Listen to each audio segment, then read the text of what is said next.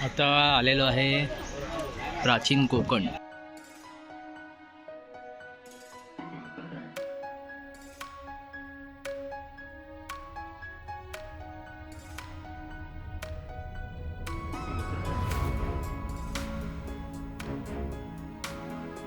पे हमने नक्षत्र बाग तैयार किया है। हर एक के जन्म नक्षत्र के अनुसार एक पेड़ आराध्य पेड़ माना जाता है। उसकी पूजा अर्चा करने से उस व्यक्ति को धन सौख्य राहत प्राप्त होती है। हर एक के जन्म नक्षत्र के अनुसार हमने बाहर बोर्ड लगाया है। आप अपने जन्म नक्षत्र के अनुसार वो बोर्ड विजिट करते समय देख सकते हैं।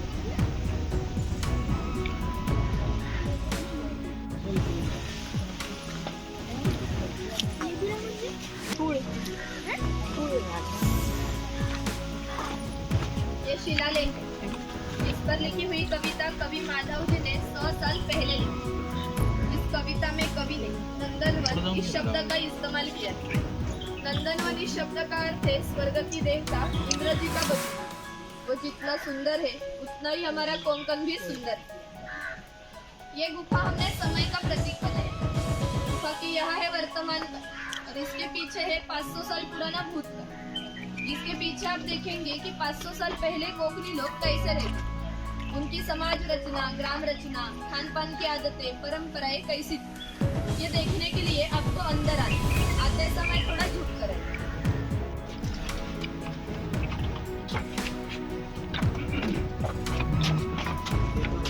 धीरे नीचे आओ।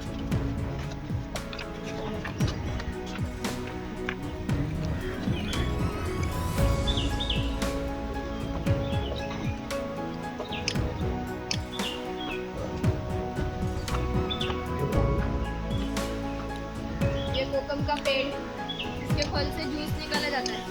इसका इस्तेमाल कोकम शरबत और कोकम आगल में किया जाता है और इसके फल के छिलके से आमसूल तैयार किया जाता है।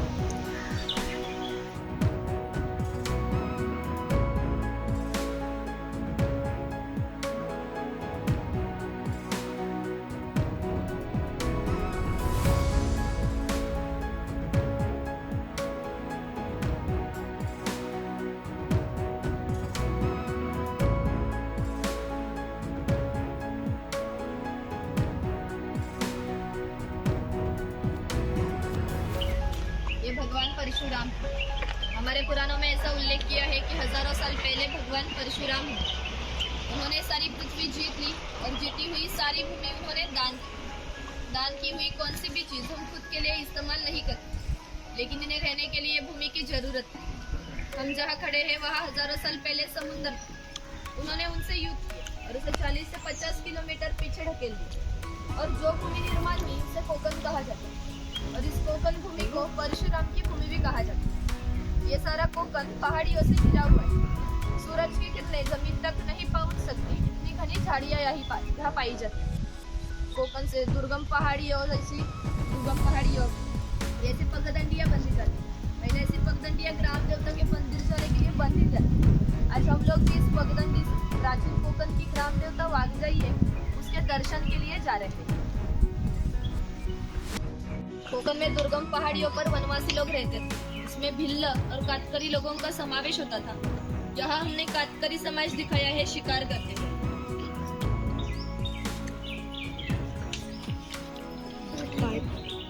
और यहाँ पे गांव शिकार थे।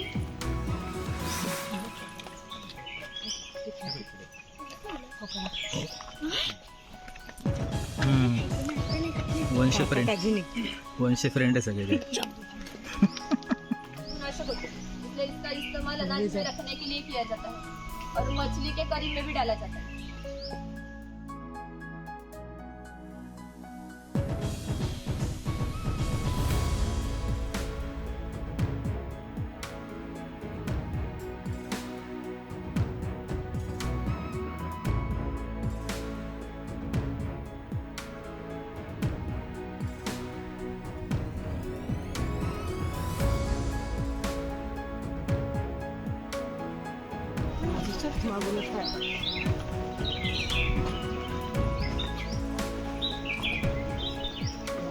ग्राम देवता का मंदिर पहले धार्मिक संस्था गांव नियंत्रण करती। गांव में किसी भी दो व्यक्ति में झगड़ा हुआ तो गांव के सभी लोग यहाँ इकट्ठा हो जाते थे और गांव के मुखिया उनके सामने न्यायदान करने का काम करते थे। और एक महत्व की विशेषता है कि संसार में ऐसी प्रथा है, हर एक जाति धर्म के लोग अपने अपने मंदिर मस्जिद चर्च में जाकर भगवान का दर्शन देते। हम कोकनी लोग भी साल भर भगवान के पास जाकर भगवान का दर्शन देते। और जब हमारे यहाँ सन शिमगा यानी कि होली का त्योहार मनाया जाता है, तब इस भगवान को इस पालकी में बिठाकर गांव के हर एक घर में ले जाते हैं। यानी कि कोकनी लोग और भगवान, इनका नाता इतना नजदीक है कि हमारा एक दूसरे के पास आना जाना हो। इस देवी का नाम वागजाई है। हमने ये नाम जानबूझ कर रखा है क्योंकि जिस जंगल में बाघ पाए जाते हैं वो जंगल समृद्ध माना जाता है। 500 साल पहले का जंगल भी ऐसा ही समृद्ध था। हमारे भाव विश्व में उसे भगवान का स्थान दिया गया है। हम कोकनी लोग वट, पीपल, सांप इनकी पूजा करते हैं, यानी कि हम निसर्ग पूजा करते हैं। इसलिए देवी का नाम भी प्रकृती के संबंधित वागजाई ऐसा ही रखा। आम्ही जेव्हा देवळामध्ये जातो तेव्हा देवळातील गुरव लोक आमच्यासाठी प्रार्थना करतात, त्याला मी गाराणं असं म्हणतो। आपण तुमच्यासाठी सुद्धा ते गाराणं घालूया। हात जोडून उभे राहा आणि ते ऐकू।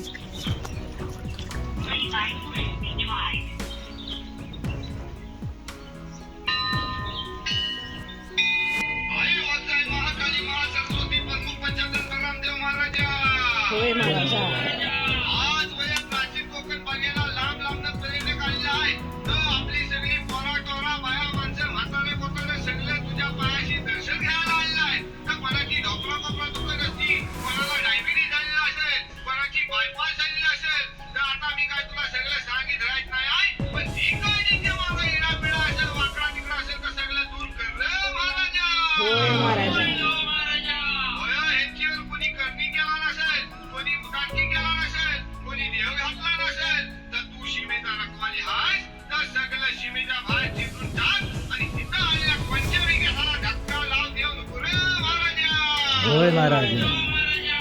निश्चित कोणाला पोरगी भेटत नसेल, कोणाला पोरगा भेटत नसेल, कोण लग्नाचं अडकलेलं असतील आणि ज्यांची लग्न झालेली आहेत त्यांना चांगली पोराटोरा होऊ दे आणि त्या पोराटोरांचं डिग्रीपर्यंत शिक्षण होऊ दे महाराजा।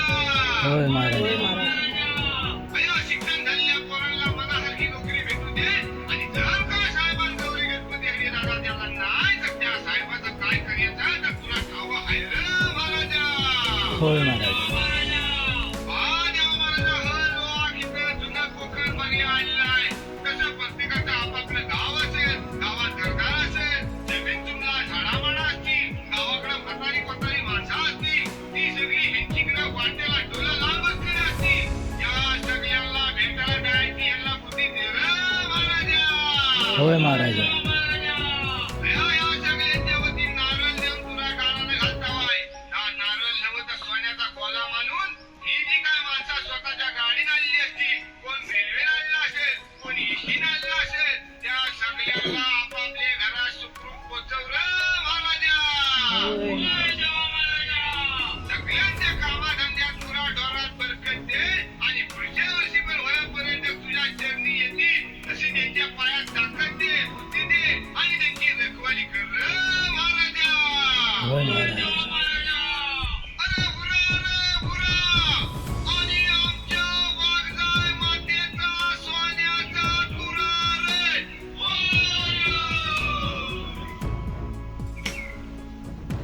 का नीचे का भाग मिट्टी से तैयार किया है। पिताश्री 110 बरस पुराने, ये बजाने वाला कुशल हो तो इनका आवाज 1 से 2 किलोमीटर दूरी पर पहुंचता था। पहले इसका इस्तेमाल धार्मिक कार्य में और संदेश वहन के लिए किया जाता था।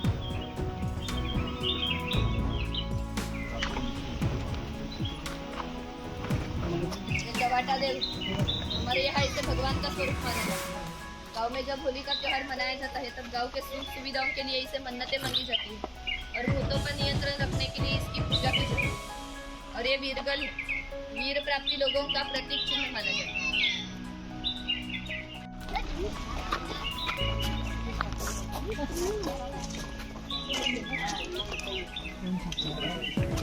यहाँ पे कड़क लक्ष्मी दिख रही है। जो पोतराज लोग होते हैं ना, खुद को चाबुक से मारते हैं, वो लोग खेल करने के लिए गांव में आते थे, वो यहाँ दिख रहे हैं।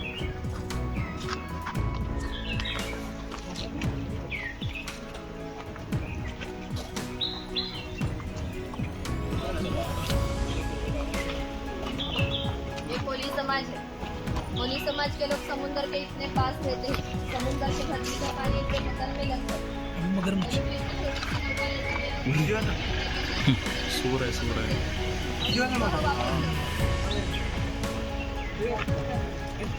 लेकिन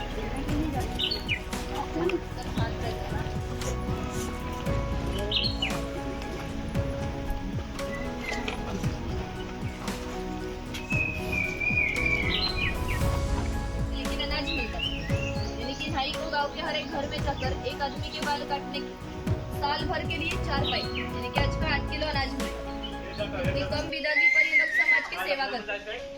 भाई के बारे में हमारे लोक साहित्य में और एक मजे का वर्णन किया कि गांव की हर एक खबर भाई को पता होती है और इसे पता चली हुई खबर पूरे गांव को पता चलती। अब जैसे आप आए ये खबर नाई को पता चली उसी तरह वो हमारे पूरे गांव को पता चली। हमारा पूरा गांव आपके स्वागत के लिए उत्सुक है। रिवाज के अनुसार पहले हम मुखिया के घर जाएंगे, बाद में पूरा गांव देखेंगे।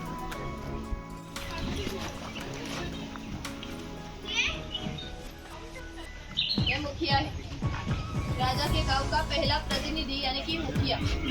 धार्मिक और राजकीय संदर्भ में मुखिया का पहला सम्मान गांव में न्यायदान करना, कानून और सुव्यवस्था संभालना, टैक्स कलेक्ट, ये काम मुखिया करते हैं। ये मुखिया की बीवी पहले कोकनी औरतें शूर और सुंदर थी, लेकिन इन्हें स्वतंत्रता नहीं थी। आज घर के दरवाजे की चौखट ये उनके लिए मर्यादा थी। यहाँ पे मुखिया के 2 बच्चे हैं। वो हमारे परंपरा से चलता है खेल चौपट खेल रहे हैं। महाभारत में ये खेल धर्मराज और दुर्योधन इनके बीच युद्ध नाम से खेला गया। हस्तिदंती फांसे लेकर ये खेल खेला जाता। खेलने वाले अगर कुशल हो तो ये खेल 1 से 2 रात तक चलता था।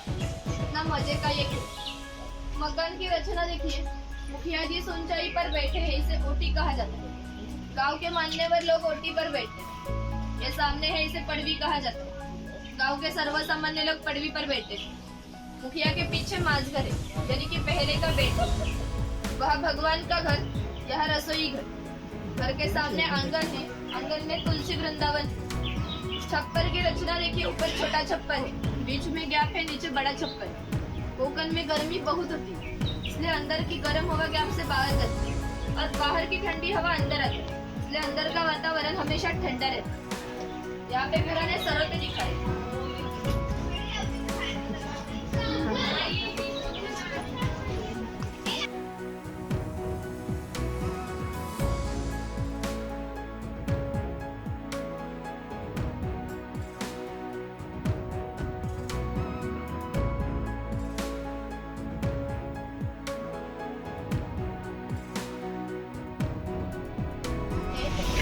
घास की झोपड़ी और इसके कम कपड़ों पर मत जाए। यह हमारे गांव का प्रमुख उत्पादक घटक माना जाता है और ये गांव के 12 बलूतेदार, राजा, मुखिया, इन्हें अनाज देने का काम ये किसान करता है।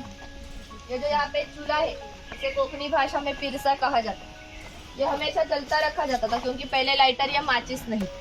किसान के बीवी को जब खाना बनाना हो तब वो यहाँ से 2 शोले लेकर रसोई घर का चूल्हा जलाती थी। ये चूल्हा अगर बुझ गया तो घर में 2 चकमक के पत्थर रहते, वो एक दूसरे पर घिसट कर आंच लगाई जाती है। ये खोईनी है, इसका इस्तेमाल मछली पकड़ने के लिए किया जाता था। इसे ऊपर से बेलियन से बांधकर ये पानी में रखा जाता है। इसके अंदर की रचना ऐसी है कि एक बार यहाँ से अंदर गई हुई मछली फिर से बाहर नहीं आ सकती। वहाँ पे गोमई से पुताई की हुई टोकरी है, उसे कोकणी भाषा में कनगी कहा जाता है। उसका इस्तेमाल अनाज रखने के लिए किया जाता है। ये किसान की बीवी है, वो किसान की लड़की है। ये झूला किसान के घर हमेशा के लिए टंगा हुआ रखा, क्योंकि हमारे किसान के घर हर साल झूला झूलता था। हर किसान को 8 या 10 बच्चे होते, यानी कि उनकी जॉइंट फैमिली। ये उछाल है, इसका इस्तेमाल कपड़े सुखाने के लिए किया जाता था। और यहाँ कोकन का त्योहार दिखाया है गौरी और गणेश जी का।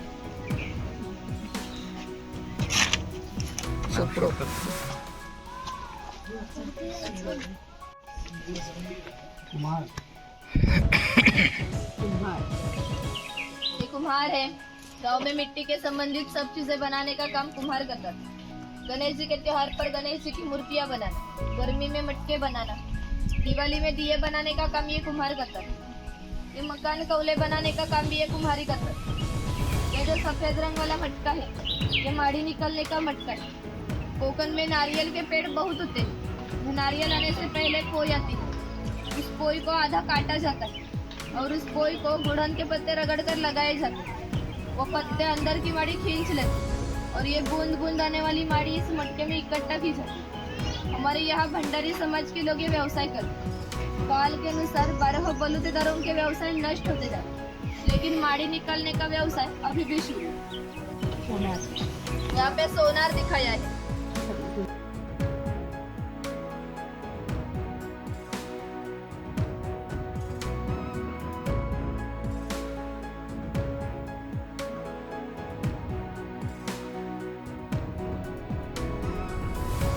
ये बनिया है। चौल, राजापुर, दाभोल इन कोकण के पोर्ट को 5000 सालों का इतिहास है। इस पोर्ट से ही भारत के सभी व्यापारी पूरे जग से व्यापार करते हैं। यहाँ से निर्यात होने वाली चीजों में हस्तिदंत की चीजें, हस्तकौशल्य की चीजें, शंख शिंपले इत्यादि चीजों की निर्यात बनिया करते थे। उसके बदले में पूरे जग भर से भारत में सोना आता था।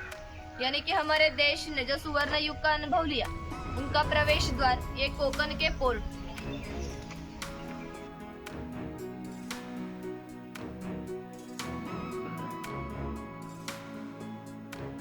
ये सुतार है। सुतार का असली काम है किसान को लगने वाली लकड़ी की औजारे बनाना। मकान बनाने का काम भी ये सुतार ही करता है। ये सावंतवाड़ी का सुतार है। सावंतवाड़ी के लोगों के लकड़ी के खिलौने संसार में बहुत प्रसिद्ध है। उन्होंने बनाई हुई कुछ सुंदर चीजें ऊपर हमारे संस्था के हस्तकला समन्वय केंद्र में आपको देखने को मिली। यहाँ पे दरवेशी दिखाया है भालू का खेल करने वाला, और सपेरा दिखाया है सांप का खेल करने वाला।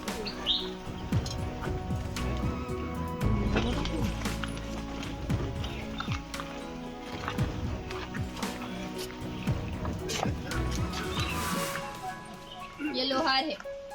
किसान को लगने वाली लोहे की औजारें बनाने का काम लोहार करता था। 500 साल पहले कोकण की राजकीय स्थिति अस्थिर थी। यहाँ के कई लोग सेना में थे। उन्हें लगने वाली लोहे की ढाल और तलवारें बनाने का काम लोहार करता था। विशेषता उन्होंने बनाई हुई कुछ तलवारें अभी भी हमारे यहाँ मराठा और मुखिया उनके पास है। हर दशहरे पर उनकी पूजा की जाती है। ये तेली है। पहले कोकणी लोग अपने खाने में नारियल का तेल बहुत इस्तेमाल करते थे। किसान अपने बगीचे में जाकर खुद नारियल लेकर आता था और तेली उसके सामने तेल निकाल कर देता था। ये तेल की घानी है, इसे खूंट कहा जाता है। इसमें सूखा नारियल डाला जाता है। ये जो खड़ी लकड़ी है इसे लाट कहा जाता है। इस लाट को या आड़ी लकड़ी इस तरह बंधी जाती है जिससे कि ये लाट सीधी तरह खड़ी हो। यहाँ कोलू को बैल बांधा जाता है और यहाँ आड़ी लकड़ी पर पत्थर रखकर तेली खुद यहाँ बैठता है। यह सब वजन बैल गोल घुमाने से लाट पर पड़ता है। लाट का वजन नारियल पर पड़ता है और नारियल पीस कर तेल निकाला जाता है। ये तेल बाहर निकालना है तो कोलू का बैल छोड़ना पड़ता है, कोलू बाजू करना पड़ता है। आड़ी लकड़ी छोड़कर लाट बाजू करनी पड़ती है और अंदर का तेल हाथ से बाहर निकाला जाता है। फिर से नया तेल निकालने के लिए नया नारियल डाला जाता है। यानी कि तेली को पहले इतना सा तेल निकालने के लिए 1 या 1.5 घंटा लगता है। ये बुरुड़ है। पहले हर व्यवसाय जाति के अनुसार करते थे। किसी को भी व्यवसाय बदलने की स्वतंत्रता नहीं। बम्बू से चीजें बनाने का काम ये बुरुड़ करता है।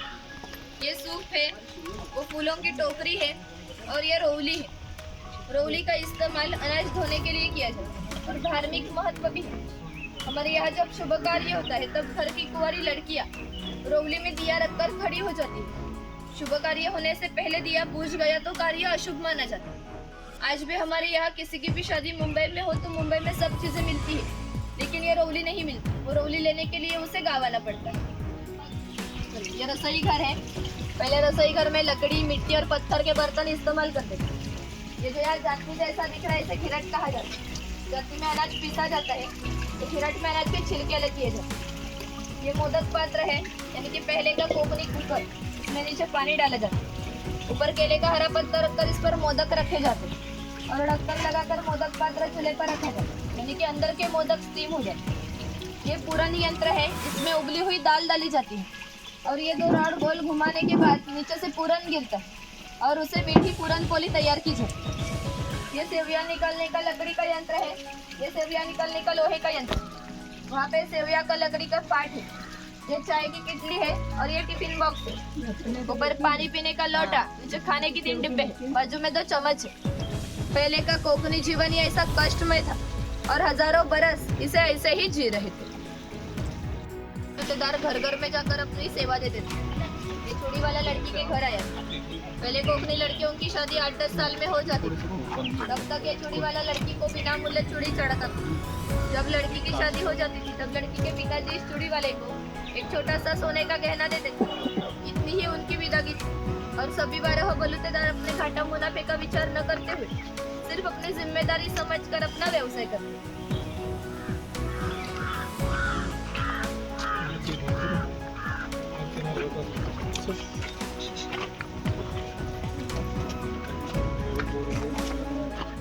पर 12 मास तक पानी बहता था। उस जगह बंधारा बनकर छोटे नाले से पानी घर घर में पहुंचाया जाता था। ग्राम देवता के बाद पनघट ऐसा एकमात्र स्थान है जहाँ गांव के सभी लोग इकट्ठा हो जाते हैं। औरतें पानी भरने के लिए और कपड़े धोने के लिए आती हैं। छोटे बच्चे स्नान करने के लिए और मछली पकड़ने के लिए आते हैं। यानी कि कोकणी जीवन का था, यही हमारा पनघट।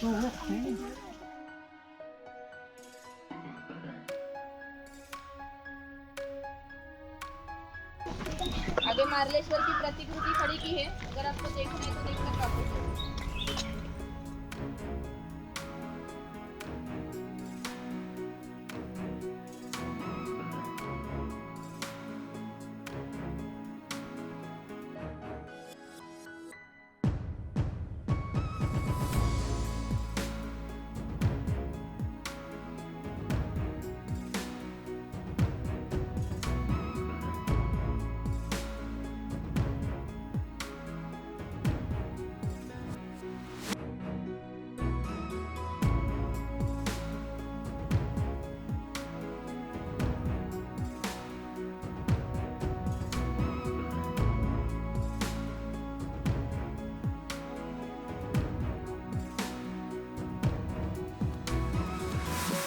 ये धनगर है। धनगर इस मराठी शब्द का अर्थ है जिसके पास बहुत धन संपत्ति होती है। पहले धनगर लोग इतनी दुर्गम पहाड़ियों पर रहते थे कि वहां से उनका पहला बस स्टॉप भी 10 से 12 किलोमीटर दूरी पर था। ये लोग जब गांव में आते थे तब इनके पैरों में खाल से बने जूते, कंधे पर पट्टी कंबल और हाथ में घुंघरू की लाठी थी। और इनके पास 100-125 गाय और 5-25 भैंस भी होती थी। एक गाय भैंस को बेचना चाहे तो इसकी कीमत 8-10 हजार में हो जाती थी। इन सबको बेचना चाहे तो इसकी कीमत कई लाखों में जाती। इतना धनवान ये आदमी था। लेकिन कोकणी लोगों की रहन सीधी होने के कारण इनकी रहन भी सीधी थी। ये बकरी की गोठी है, जंगली जानवरों से बचाने के लिए ऐसी ऊंचाई पर बनी। इसके अंदर 2 बम्बू में गैप है। उसका कारण है कि उस गैप से उनका मैला नीचे गिरता है।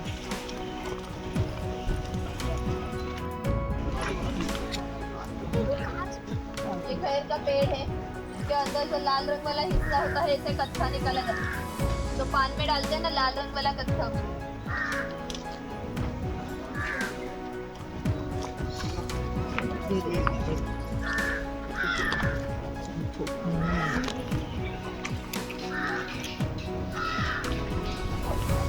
ये कत्था पट्टी है।